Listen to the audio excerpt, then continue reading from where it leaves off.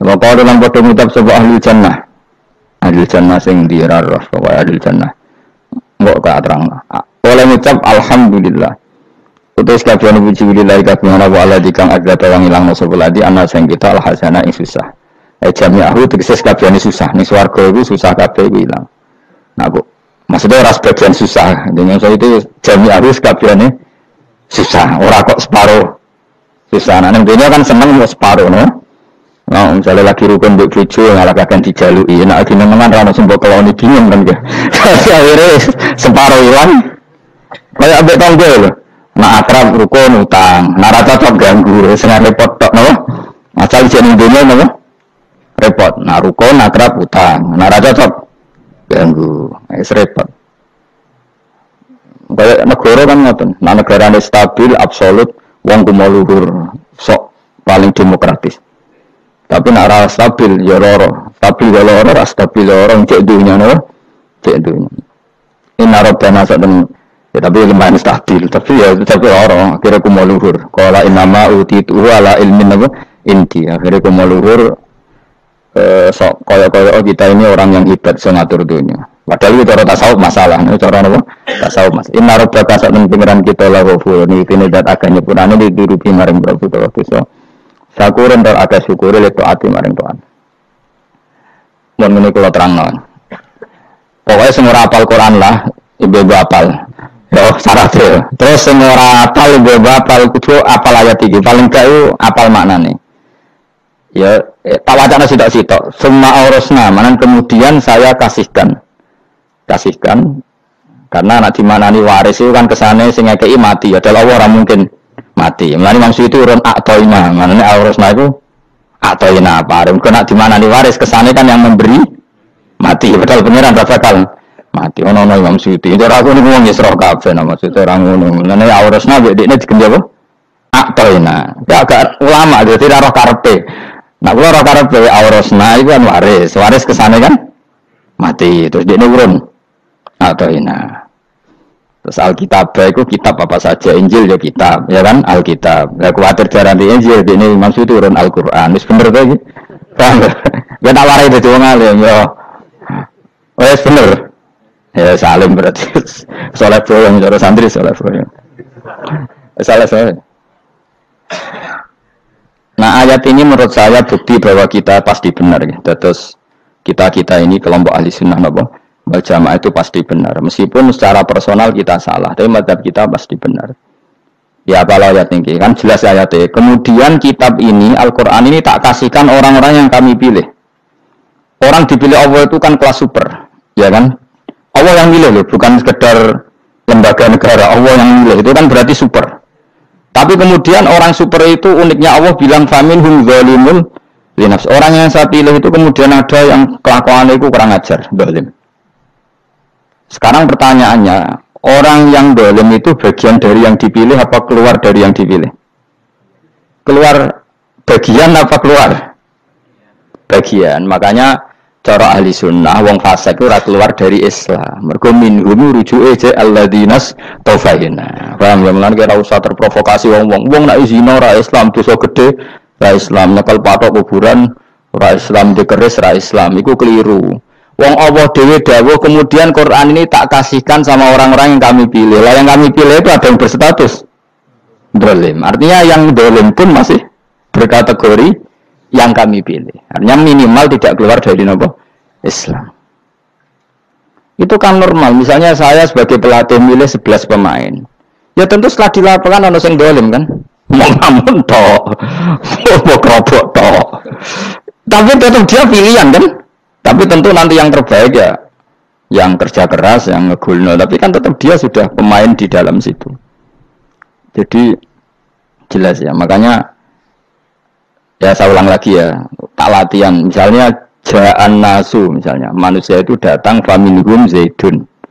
Waminhum amrun. Waminhum bakrun. Artinya ketika kata manusia itu pasti memasukkan zaid, amr, bakar.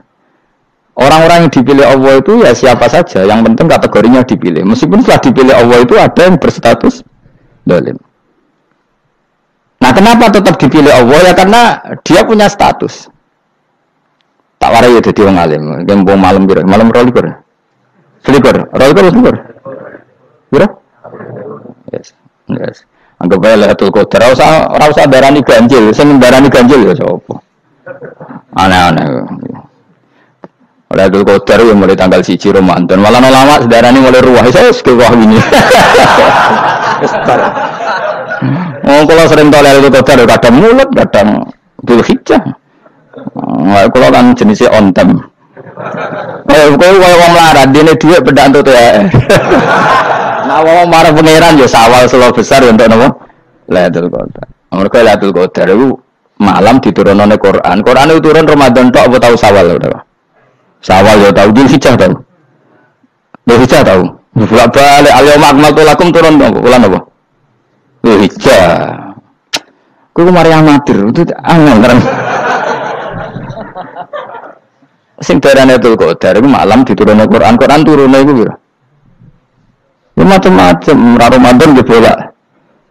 Lah tapi ana kelas-kelas premium, ana kelas umum, kelas umum wis pokoke Ramadan. Sing ganjilnya dipilih salah sitok. Berarti itu pembatasan apa? Nah, Quran dhewe turun coba surat paling terkenal, ayat paling terkenal al-yauma akmaltu lakum turun tanggal berapa? Tanggal 9 Arafah Dzulhijjah haji wada. Padahal ta'rif Lailatul Qadar lewat apa? Unzila fihil Quran. Ya tapi ilmu ini mari debat biasa. Umumnya wong kula takoki wong Gus nuzul Quran tanggal piro 17 namanya. Lailatul Qadar tanggal 21. Ya jare nuzul Quran yo pas Lailatul Qadar. Wong-wong lak muni bingung nang wong. Nah aku sira bingung. Lha kok ora tau mikir jajal. Nuzul Quran sing resmi ning kitab-kitab tanggal piro? 17. Lailatul Qadar tanggal. Padahal Lailatul Qadar disifati apa? Malam turune.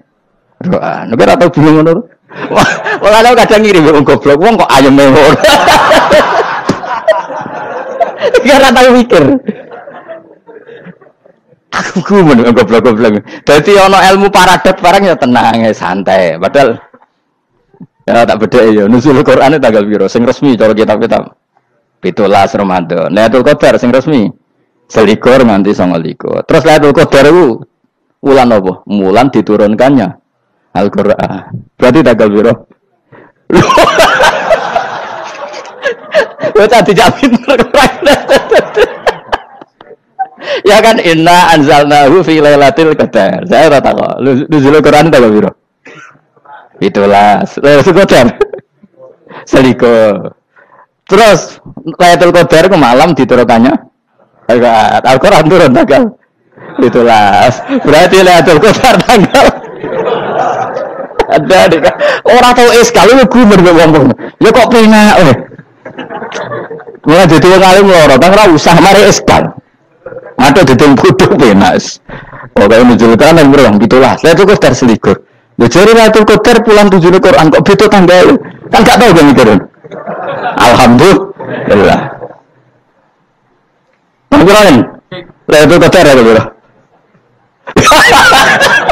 Saya kis pinter. Tadi lah bos. Gitu mas, berarti sekeliwat. Jadi ilmu itu kabeh bingung kan. Ya biasa bingung. Mana yang bodoh barokah. Barokah.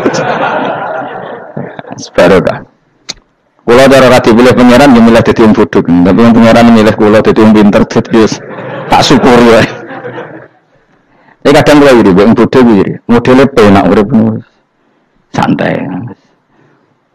Ya saya kira Lailatul Qadar itu sifatnya apa? Inna anzalnahu fi lailatul. Normalnya kan ainul nuzulil Quran jo ainul Lailatul Qadar. Berarti tanggal berapa? Berawadi lagi. Innalillahi wa inna ilaihi raji'un. Kita warai ilmu cara wong alim. Meskipun sampean boleh bantah siji yo kadang keterbatasan ilmu.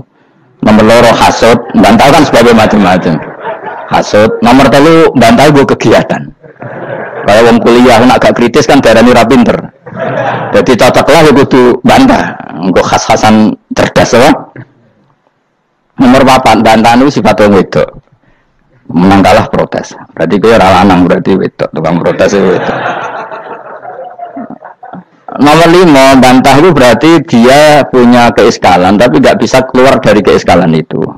Jadi problem Anda ditimbangkan ke saya, itu ora sopan. Problem-problem itu kok ditimbangkan ke saya. Begini terang no. Hukumnya Allah Ta'ala itu ada yang berstatus itu lugu. Lugu itu ya lugu ummi. Karena agama ini memang ummi. Ummi itu lugu. Sehingga agama ini tidak perlu diterangkan. Ketika Abu Hanifah, agama ini ketika datang, itu orang lugu. Lugu itu murni. Murni itu proporsional. Sehingga sifat ummi itu baik. Misalnya saya bilang gini, rumah mawas kena keliru. Kalau kamu sholat itu batal kalau makan. Itu ukurannya 1 upo apa 1 piring? 1 upo kan? Itu sudah batal. Terus kalau bilang gini, Cong nak no tamu keimangan, itu 1 piring tak 1 upo. Enggak jawab ya? 1 piring. Orang iso misal, tak keimangan gue 1 upo. Nah, lalu Anda ditanya gini, lalu definisi makan itu apa? Memasukkan 1 piring ke mulut, apa 1 upo ke mulut? Dalam bab sholat, 1 upo ke mulut itu makan. Tapi dalam bab hormat tamu itu 1 piring. Setuju ya? Tak warai pinter kayak. Tak warai ya. Wes setuju ya? Wes pinter. Lo jawab wes pinter. Urung. Lailatul Qadar ya kono. Misalnya Lailatul Qadar menjadi super karena ada sesuatu yang super turun, yaitu Lailatul Quran. Jadi menjadi super karena yang turun adalah sesuatu yang super, dan itu artinya tanggal. Loh, salah deh aku cek.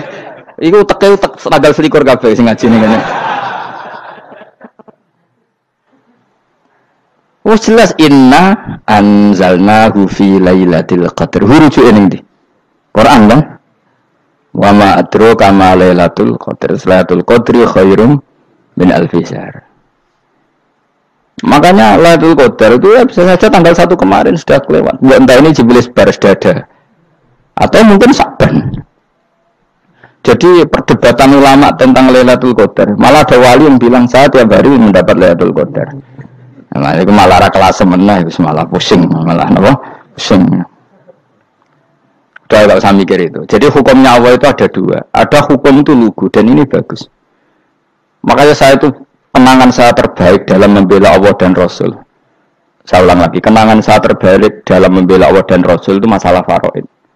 Dulu mungkin banyak yang ingat lah ketika tahun berapa lupa saya, tapi ada seorang menteri dan pakar Islam menggulirkan isu hak waris itu sama, lelaki dan perempuan sama, alasannya karena perempuan sekarang kerja. Jadi gara-gara kesamaan gender, kemudian mereka ingin bagi waris itu apa? Sama lidzakari bisuhadil, saya itu ditentang. Gerakan itu pernah menguat, termasuk yang bisa dengan tanda kutip bisa menghentikan gerakan itu termasuk itu saya. Yang punya pikiran gitu tak parani, tak tantang begini. Saya bilang gini, Anda ngomong ini itu karena pinter apa karena tren? Tak tanya, ya karena pinter. Saya ini kan orangnya keren, punya kepangkatan jos lah. Ya kepangkatan jos, kepangkatan dunia, mestinya cara pengiran berjos ora. Cara ukuran dunia itu jos lah. Tak tanya, saya itu Pak, termasuk yang setuju gerakan kesamaan gender. Dulu kan lelaki perempuan itu beda sekali karena lelaki kerja perempuan tidak. Sekarang sama-sama kerja maka warisnya harus sama. Terus saya tanya gini, lalu penyebab warisan itu kerja apa lelaki? Dia jawab kerja. Dia nggak ngerti kalau ngadepin saya. Saya ini kan orang alim yang biasa belajar mantek. Dia ini larang aku orang alim. Sembrono ya jadi dene. Ketika tak tanya gini, lalu misalnya saya punya anak, yang anak saya putri itu direktur BUMN atau direktur bank atau direktur PT besar. Kemudian anak lelaki saya idiot, goblok. Warisannya dikasihkan siapa? Kalau kerja adalah alasan dapat warisan, berarti anak saya perempuan itu yang dapat warisan dong. Anak saya lelaki kan idiot, nggak kerja. Lalu warisan itu berdasar prestasi apa empati? Kalau berdasar prestasi malah Anda ini aneh. Sudah kerja direktur BUMN hanya karena dia kerja, dia dapat warisan karena Anda bilang asbabul irsi adalah kerja. Kalau saya bilang karena empati, saya juga agak fair. Yang kerja juga butuh modal gak saya warisi, tapi yang idiot tak warisi karena warisan berdasar empati. Lalu Anda milih mana? Bingung deh. Sampai dia ikut, saya belum pernah mendapat perlawanan seperti ini karena Anda ngomong sama orang-orang goblok kata saya. Terus saya bilang, saya ini ngaji Wahab khatam berkali-kali. Anda mungkin baca kitab Wahab itu hanya terjemah. Maka menurut Islam yang menjadi hak waris itu sebabnya dzukura wal unasa, kelelakian menjadi dapat 2 bagian, keperempuanan menjadi 1 bagian, dan itu Islam tidak mau urusan dengan prestasi maupun empati, mujarradul dzukura dan mujarradul unusa.